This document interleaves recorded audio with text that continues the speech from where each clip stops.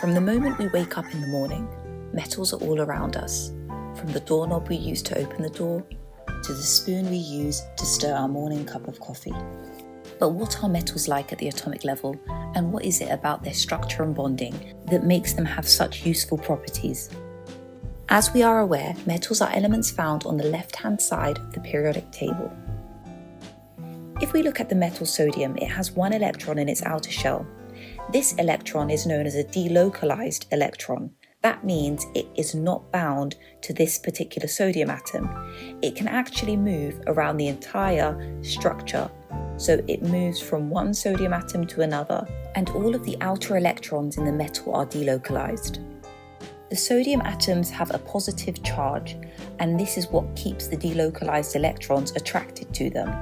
And the entire metal has this bond between the positive metal ions and the delocalized electrons, which is known as a metallic bond. A metallic bond is a strong electrostatic force of attraction between positive metal ions and delocalized electrons. In terms of structure, metals have a giant lattice structure, so we have a regular repeating pattern of positive metal ions and then the delocalized electrons. As individual elements, metals have metallic bonds and metallic bonding. All metals can be described as being shiny, good conductors of heat, good conductors of electricity, malleable, and have high melting and boiling points. Let's look at explaining these properties. Let's start with the ability to conduct heat. So metals are good conductors of heat because of the presence of delocalized electrons. The electrons are able to transfer thermal energy effectively through the metal. Now, why are their melting and boiling points so high?